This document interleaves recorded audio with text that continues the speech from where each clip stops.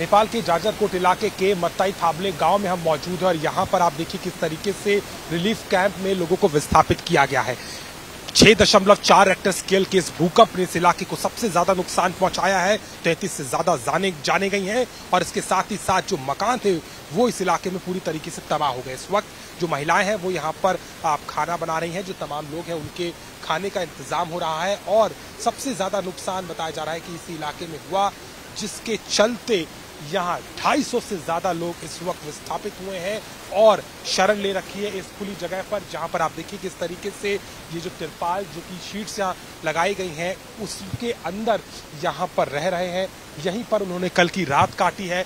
बड़े डर के साए में ये रात काटी गई, क्योंकि उसके ठीक 24 घंटे पहले 11:47 पर नेपाल समय के अनुसार यहाँ पर ये भूकंप आया था, जहाँ पर लोगों ने अपनों को खो दिया और यहाँ पर अलग अलग जो प्रशासनिक अमला है, जो NGOs है, वो यहाँ पर मदद करने के लिए पहुँच रहे हैं और लोगों को यहाँ पर जो है तमाम इंतजाम और उनकी ज़रूरत के मुताबिक जो है वो यहाँ पर मदद की जा रही है। स्थानीय लोग हैं हमारे साथ, उनसे जानने की कोशिश करेंगे।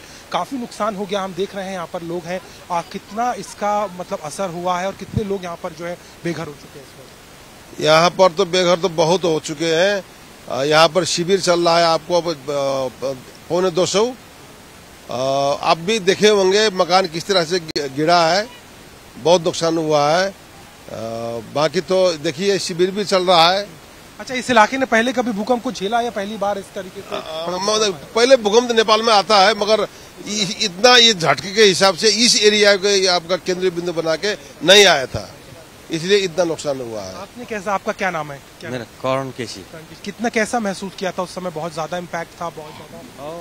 बहुत झटका दिया था, बहुत झटका दिया था और मकान गिरने लगे। हम बार बस के बाहर निकले, अब अपने परिवार के बचाए और लोग को भी हमने बचाए, उद्धार किए हैं। अच्छा, बताया जा रहा है 30 से ज्यादा जाने इस पूरे इलाके में लगभग आसपास से जा चुकी हैं। ये लोग, ये परिवार, इन लोगों को मदद वगैरह मतलब यहीं पे यहाँ भी यही लोग हैं या अपने अपने गांव चले गए हैं जहाँ पर? यहाँ के लोग ये इसी माहौल वाला के लोग है, यही टोल के लोग है ये। देखिए किस तरीके से जो है महिलाएं वो एकजुट होकर के घर का ख्याल रख रही हैं, खाना बना रहे हैं। मैडम ये बताइए, कितना आप भी थे उसमें, आपने झेला था उस समय जिस समय भूकंप आया था? हाँ जी, झेला था, बहुत बड़ा भूकंप आया था। और उस समय समझ नहीं पा रहे होंगे, मतलब लगा था क्या हो रहा है, समझ पाए थे? नहीं समझ पा रहा है सब। हमारे का खाना पीना का व्यवस्था कहीं पर नहीं है। हमारा सब सामान उसी भटका हुआ घर में पड़ा है। हम अभी अकेला है। किसी आप लोग सबके लिए खाना बना रहे हैं, जितने लोग हैं? हाँ जी, हम सब लोग के लिए खाना बना रहा हूँ। कल की स्थिति आपने रात भी यहीं गुजारी? रात भी यहीं टेंट पर गुजारी है। अब कल तक यही स्थिति में रहा हूँ। बिल्कुल, जमीन की स्थिति ये है और यहाँ पर आप देखिए किस तरीके से जो है अब राहत का बचाव का कार्य पूरा कर लिया गया है और लोग जो हैं, जो बचे इस इलाके में, वो अपने जीवन इसी स्थिति में फिलहाल तो बिताना होगा जब तक कोई व्यवस्था यहाँ नहीं मिल जाती। लेकिन ये जरूर है कि बड़ा नुकसान इस क्षेत्र का हुआ है और ये आवाजें हैं, ये तस्वीरें हैं, ग्राउंड जीरो पर आज तक मौजूद है और हमने यहाँ पर तमाम लोगों से बातचीत की है और सबका कहीं ना कहीं अब इस पूरे हादसे के बाद लोग इससे उबरने की कोशिश कर रहे हैं। रिलीफ कैंप में जो है वो अपने जीवन को एक नए तरीके से अब शुरू करने की कवायद है, जद्दोजहद है।